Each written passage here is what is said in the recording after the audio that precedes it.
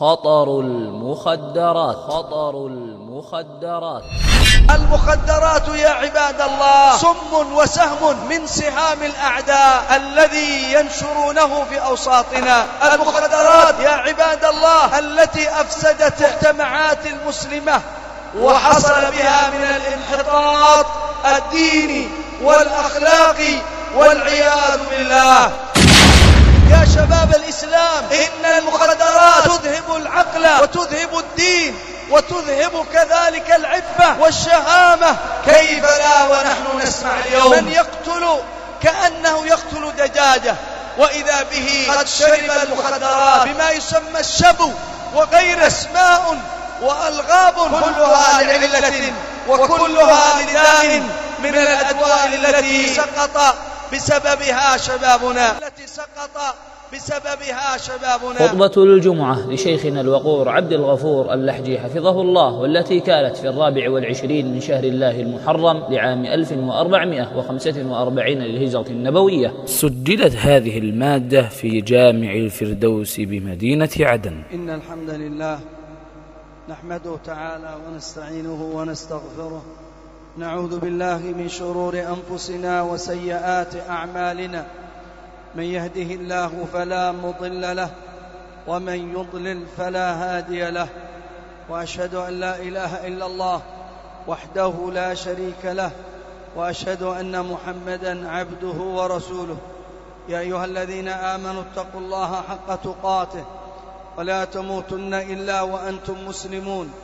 يا أيها الناس اتقوا ربكم الذي خلقكم من نفس واحدة وخلق منها زوجها وبث منهما رجالا كثيرا ونساء، واتقوا الله الذي تساءلون به والأرحام، إن الله كان عليكم رقيبا. يا أيها الذين آمنوا اتقوا الله وقولوا قولا سديدا يصلح لكم أعمالكم ويغفر لكم ذنوبكم، ومن يطع الله ورسوله فقد فاز فوزا عظيما.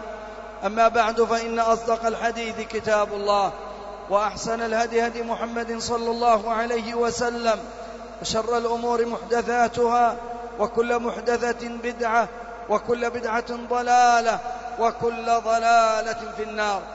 معاشر المسلمين، إن قوام المجتمعات يكون في 5. متى ما حفظت هذه ال5 قام المجتمع على سوقه وكان على أساس متين. ومتى ذهبت هذه ال5 أو بعضها انهارت المجتمعات وتفشى فيها ما لا يحمد عقباه. هذه الكليات ال5 التي يقوم عليها المجتمع، وعلى وجه الخصوص المجتمع المسلم، إنها الدين والنفس والعقل والمال والعرض. هذه 5 كليات إذا حفظت المجتمعات، وإذا ذهب أحدها أو ذهب بعضها فمعنى ذلك أن المجتمعات تسقط سقوطا عظيما في أوحال الفتن والردى والمساوئ. ولذلك جاء الإسلام لحفظ هذه ال5 الكليات، لحفظ الدين فحرم الردة والكفر، لحفظ النفس فحرم القتل بغير حق، لحفظ العقل فحرم الخمر، لحفظ العرض فحرم الزنا، لحفظ المال فحرم السرقة. بهذا حفظت هذه الكليات. ولا تجد مجتمعا حفظت به هذه الكليات كالمجتمعات المسلمة إذا استقامت على دينها. ولهذا انظروا إلى ما كان عليه الصحابة الكرام ومن بعدهم من القرون المفضلة لما حفظت هذه الكليات، فكانت تلك المجتمعات مجتمعات مزدهرة دينيا وأخلاقيا، وفتحت لها البلاد وقلوب العباد. واليوم نسأل الله العافية والسلامة. لقد صارت بعض المجتمعات المسلمة اليوم أسوأ من المجتمعات الكافرة. ولذلك حينما تنظر إلى بلاد الكفر وما فيها من الانحلال الأخلاقي وفيها من المساوئ الأخلاقية والدينية، إنما لأن هذه الكليات لم تحفظ بما حفظت المجتمعات المسلمة. ولنقف اليوم معاشر المسلمين مع كلية واحدة من هذه الكليات، ألا وهي حفظ العقل الذي به قوام الإنسان. وإذا ذهب عقل الإنسان صار أسوأ من البهيمة، وصار وحشا من الوحوش الكاسرة. وما فضل الإنسان على البهائم إلا بعقله، فإذا ذهب عقله صار أسوأ من البهائم وأسوأ من الوحوش. ولذلك لحفظ العقل حرم الله سبحانه وتعالى الخمر، لأن الخمر تذهب العقول وتغطيها عن معرفة الحقائق، وتسير العقول إذا لم تبتعد عما يذهبها ويذهب توازنها تذهب إلى أسوأ ما يكون. ولذلك معاشر المسلمين جاء الإسلام في تحريم الخمر إلا من أجل أن تحفظ العقول. وقال الله سبحانه: يا أيها الذين آمنوا لا تقربوا الصلاة وأنتم سكارى حتى تعلموا ما تقولون. وهذا دليل على أن السكر يجعل الإنسان يقول ما لا يعلم ويفعل ما لا يريد. ولذلك كان تحريم الخمر متدرجا، لأنها كانت متأصلة عند الصحابة قبل الإسلام، فمن رحمة الله وحكمته جاء تحريمها على التدرج، حتى وصلوا إلى مرحلة تركوا هذه الآفة، فاستقامت قلوبهم وعقولهم أحسن مما كانوا عليه يوم أن كان بعضهم يشرب الخمر. معاشر المسلمين، لقد تطور الأمر ولم يقتصر على الخمر، بل جاءتنا المخدرات يا عباد الله سم وسهم من سهام الأعداء الذي ينشرونه في أوساطنا. المخدرات يا عباد الله التي أفسدت المجتمعات المسلمة، وحصل بها من الانحطاط الديني والأخلاقي، والعياذ بالله. من يريد من الشر ومن يريد لنا الشر؟ من وراء المخدرات؟ إن وراء المخدرات بالدرجة الأولى الشيطان الذي يريد لنا الكفر، كمثل الشيطان إذ قال للإنسان اكفر فلما كفر قال إني بريء منك إني أخاف الله رب العالمين. ولذلك قال الله: يا أيها الذين آمنوا إنما الخمر والأنصاب والأزلام رجس من عمل الشيطان فاجتنبوه لعلكم تفلحون. إنما يريد الشيطان أن يوقع بينكم العداوة والبغضاء في الخمر والميسر ويصدكم عن ذكر الله وعن الصلاة فهل أنتم منتهون. هذه من خطط الشيطان أن ينشر وأن يسهل انتشار المخدرات في المجتمعات المسلمة، وعلى وجه الخصوص شباب الإسلام، لأنهم عمود المجتمع وقوامه. فإذا سقط الشباب في أوحال الفتن وصاروا أسوأ من البهائم فعلى المجتمع المسلم السلام. ولذلك يقول الله: إنما يريد الشيطان أن يوقع بينكم العداوة والبغضاء في الخمر والميسر. إن الشيطان لكم عدو فاتخذوه عدوا ولا تتبعوا خطوات الشيطان إنه لكم عدو مبين. هذا العدو الذي توعد على إضلالنا وعلى انحرافنا هو اليوم وقبل وبعد ممن يساهم ويسهل ويخطط من أجل أن تسقط المجتمعات المسلمة في أوحال الفتن. ثم كذلك أعداء الإسلام من اليهود والنصارى وغيرهم الذين قال الله فيهم ولا يزالون يقاتلونكم حتى يردوكم عن دينكم إن استطاعوا. وهكذا ما يود الذين كفروا من أهل الكتاب المشركين أن ينزل عليكم من خير من ربكم. يا أيها الذين آمنوا هكذا يحذرنا ربنا من أعدائنا الذين يكيدون لنا ليل نهار. إن من أعظم المخططات التي يخطط وخطط لها أعداؤنا أن يضربوا المجتمعات المسلمة بضرب شبابها وضرب شاباتها، فسعوا إلى نشر المخدرات في أوساط الشباب حتى يسقط شبابنا في أوحال الفتن.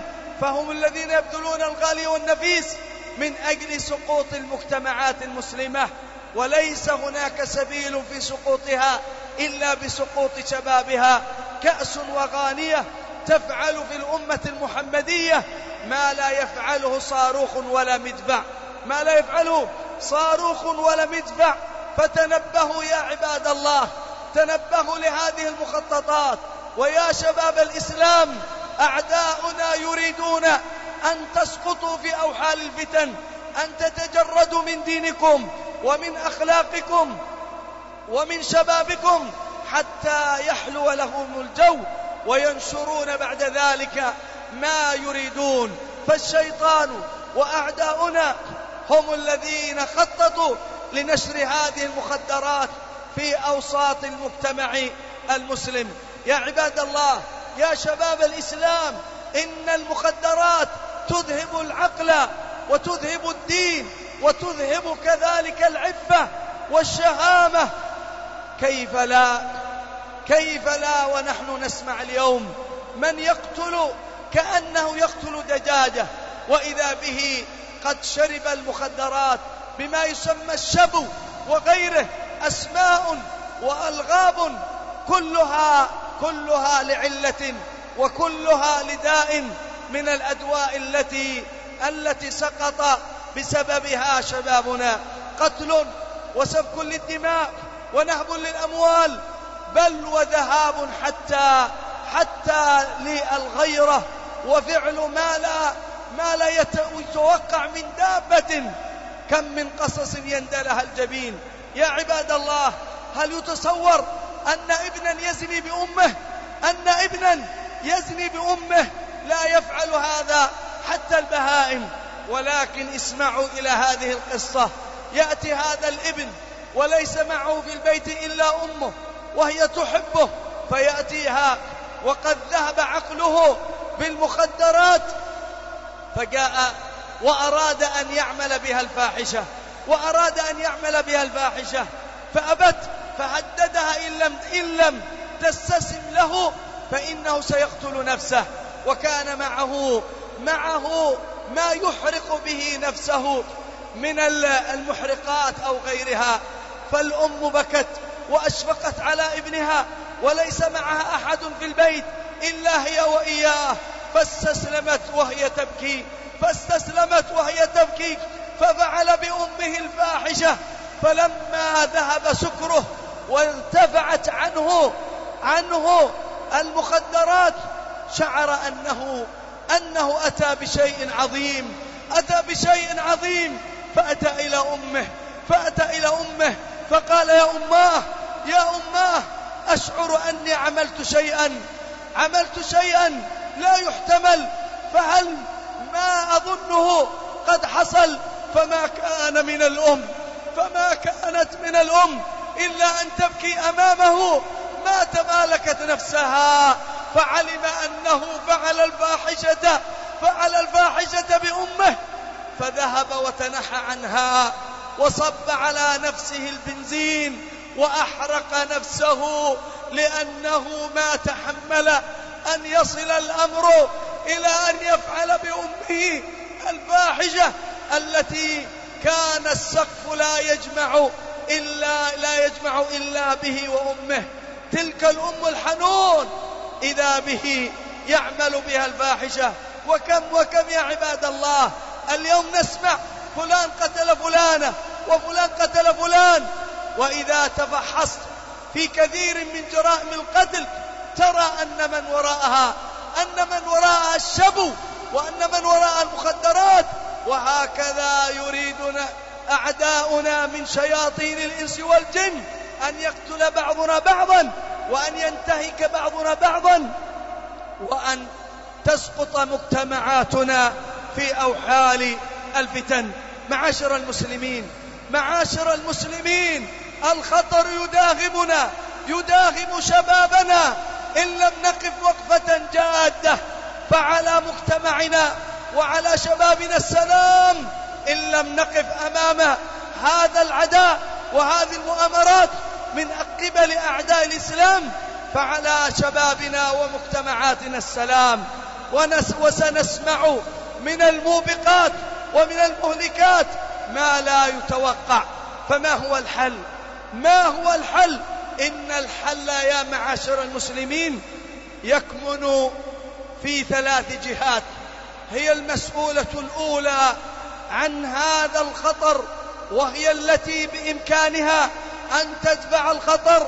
الجهة الأولى هم الأبوان الذين قال الله فيهم في كتاب الكريم: يا أيها الذين آمنوا قوا أنفسكم وأهليكم نارا وقودها الناس والحجارة عليها ملائكة غلاظ شداد لا يعصون الله ما أمرهم ويفعلون ما يؤمرون. وفي حديث ابن عمر: كلكم راع وكلكم مسؤول عن رعيته. فالأب راع ومسؤول على أهل بيته وهو مسؤول على رعيته، والأم راعية ومسؤولة على بيت زوجها. نعم، إن كثيرا من الشباب ما ذهب إلى المخدرات إلا بسبب التسيب من قبل الأبوين، فأبوه مشغول بجلسات القات ومشغول بما لا يحمد عقباه، وقد ترك أولاده للشوارع يتصيدهم الذئاب البشرية والمتآمرون مع الأعداء، وما يدري إلا وقد ابتلي ولده، بل ربما ابنته بالمخدرات، وإذا به قد ذهب عقله وأبوه في غفلة. فلذلك يا عبد الله لا تغفل عن أبنائك، لا تسلمهم إلى الشوارع، إياك أن تغفل عنهم وتكتفي بمجالس القات من بعد الظهر إلى بعد العشاء، وأنت لا تدري أين يذهب ولدك ومع من يمشي. وربما بعض الآباء يأتي وينام ولا يدري أين ولده، ومن هنا حصل من الفتن ما الله بعليم. وهكذا المشاكل الزوجية بين الأبوين دمرت البيوت وشردت الأبناء، وصار الأبناء تحتضنهم الشوارع بسبب كثرة الخلاف بين الأبوين، يختلفون على كأس الشاي أو على أتفه الأمور، صراع ونزاع وشتام ومضاربة، فيضيق البيت على الأبناء فلا يجدون متسعا إلا في الشوارع وفي المنتزهات. ومن هنا يسهل على أعداء الدين أن يصطادوا أبناءنا. فيا أيها الآباء ويا أيها الأمهات، اتقوا الله في أبنائكم وساهموا في المحافظة على أبنائكم، فالمسؤولية الأولى تقع وتكمن عليكم. وأمر أهلك بالصلاة واصطبر عليها، لا نسألك رزقا نحن نرزقك، والعاقبة للتقوى. إذا قد ابتليت بالغربة فعليك أن تتابع أسرتك وأولادك بين الحين والآخر، لا تغفل في الغربة عن أولادك، لا تغفل في العمل عن أولادك. لا بد أن توجد علاقة بينك وبين أبنائك، خاصة في سن المراهقة. كن قريبا من ولدك، كن قريبا من أبنائك، شاركهم ويشاركوك. شاركهم ويشاركوك، يشعرون أنك أبا وأنك أخا وأنك صديقا. لا تجعل بينك وبين أولادك حاجزا بسبب مجالس القاد وبسبب الأصحاب، وبيتك يخرب ويدمر وأنت في سبات عميق وفي غفلة. فلذلك لا بد أن يتعاون الجميع في ذلك. أقول ما سمعتم وأستغفر الله لي ولكم، إنه هو الغفور الرحيم. الحمد لله، وأشهد أن لا إله إلا الله وحده لا شريك له، وأشهد أن محمدًا عبده ورسوله صلى الله عليه وسلم. معاشر المسلمين، سمعنا إلى ما يترتب على انتشار المخدرات من انحلال ديني وأخلاقي وفساد عظيم، ولا بد أن نقف أمام هذا الخطر الذي داهم مجتمعنا وشبابنا بل وحتى بناتنا، نسأل الله العافية والسلامة. وقد سمعتم أن المسؤولية الأولى تكمن على الأبوين، ثم المسؤولية كذلك على ولاة الأمر، فولاة الأمر مسؤولون على حفظ المجتمع، بل وأعظم من ذلك حفظ الشباب، وذلك بعدة أمور. فالمجتمع يحفظ من جهة ولاة الأمر وهم المسؤولون، وقد جاء في حديث ابن عمر السابق: كلكم راع وكلكم مسؤول عن رعيته. فالأمير راع وهو مسؤول عن رعيته، هكذا يقول النبي صلى الله عليه وسلم. فولاة الأمر مسؤولون على أن يحافظوا على المجتمع، وهذا أولا يكون بحفظ المنافذ يا عباد الله. فإن المخدرات إنما تدخل من المنافذ، من الحدود البحرية أو الجوية أو البرية، فإذا ضيقنا عليها من جهة منافذها وإن دخل شيء فسيدخل شيء يسير. أما إذا كانت المنافذ مفتوحة لمثل هذه الشرور فعلى بلادنا السلام. ولذلك ينبغي على ولاة الأمر أن يضعوا الأمناء، أن يضعوا الصالحين في هذه المنافذ، وأن يوسعوا عليهم من الرزق، يوسعوا عليهم حتى لا تغرنهم الأموال ولا الدولارات. فإن بعض من في هذه المنافذ باعوا دينهم وباعوا وطنهم وباعوا مجتمعهم بسبب الدولارات وبسبب الريالات. ولكن يوم أن يجدوا عناية من ولي الأمر فإن هذا يعينهم على أن لا يقبلوا رشوة في دخول هذه البلايا والمصائب. ولذلك عمر بن الخطاب أرسل إلى معاذ وأبي عبيدة إلى الشام أن اختاروا من صالحي من قبلكم، أي اختاروا الصالحين وولوهم القضاء، ووسعوا عليهم من رزق الله، لأن القاضي عرضة لأن يعطى من الأموال، فربما لا يحكم بالعدل. فلذلك أرسل عمر: وسعوا على القضاة من مال بيت المسلمين، حتى تكون عندهم قناعة بما عندهم من الرزق. لذلك لا بد أن نهتم أن يكون في هذه المنافذ الأمناء الصالحون الذين يخافون الله سبحانه وتعالى، فلا يرضون أن تدخل هذه المخدرات إلى مجتمعهم، إلى شبابهم. فهذا أمر واجب. وليعلم الذين في هذه المنافذ أنهم في ثغر من ثغور الإسلام. وليسمعوا هذا الحديث الذي رواه الحاكم عن أبي هريرة رضي الله عنه قال صلى الله عليه وسلم: عينان لا تمسهما النار، عين بكت من خشية الله، وعين باتت تحرس الإسلام والمسلمين من أهل الكفر. عين بكت من خشية الله، وعين باتت تحرس الإسلام والمسلمين وأهله من الكفر. هكذا يا أيها الذي في النقاط وفي المنافذ أنت في ثغر من ثغور الإسلام، فإياك أن نخدع من قبلك، إياك أن نطعن في ظهورنا من قبلك، إياك أن تدخل المخدرات على لعاع تأكله حرام فيصيبك الله بالعقوبات بسبب قبولك الأموال. ولذلك جاء من حديث سهل ابن الحنظلية أن النبي عليه الصلاة والسلام قال: من يحرسنا الليلة؟ فقال أنس ابن أبي مرثد الغنوي: أنا يا رسول الله.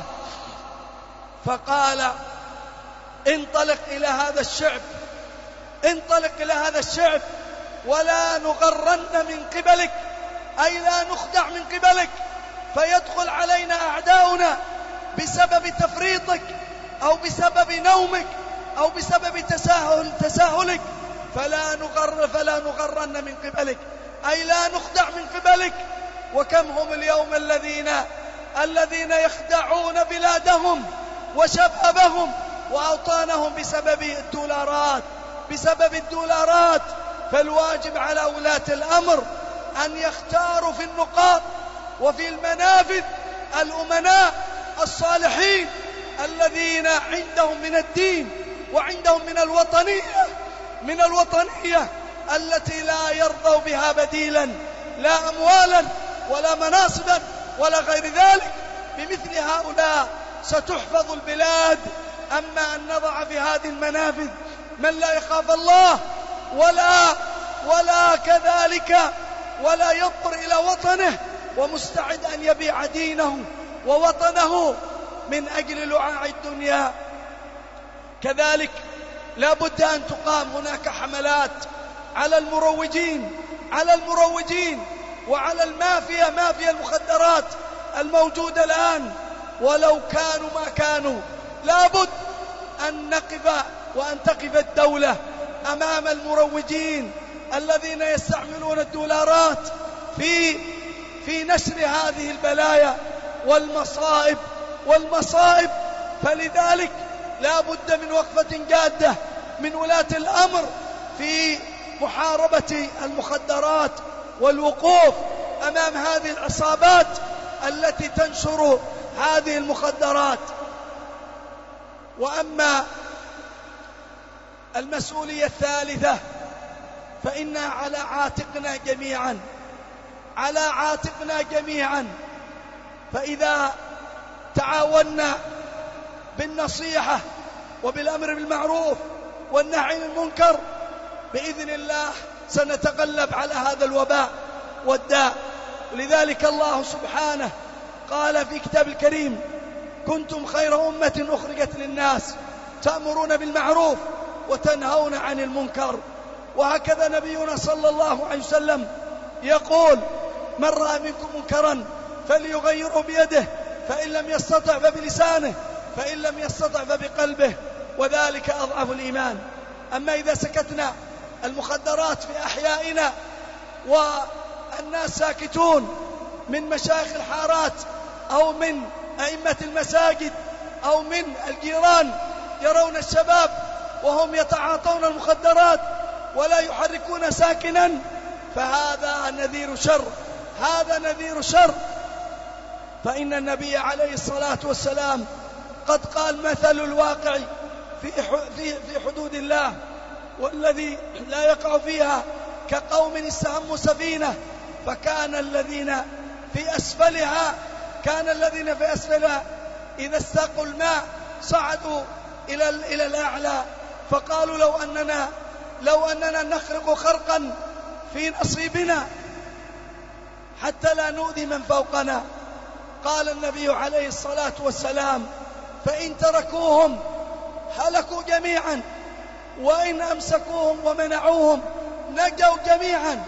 فلا تظن يا عبد الله أن المصيبة فقط ستكون على الذي يتعاطى المخدرات، لا، هذا الذي يتعاطى المخدرات ربما سيقتل ابنك أو سينتهك عرضك أو سيفعل ويفعل وأنت ساكت لأنه بالمخدرات يصير وحشا كاسرا حتى يصل به الأمر إلى فعل هذه الجرائم. ولذلك دخل النبي عليه الصلاة والسلام يوما على بعض نسائه وقال: ويل للعرب من شر قد اقترب.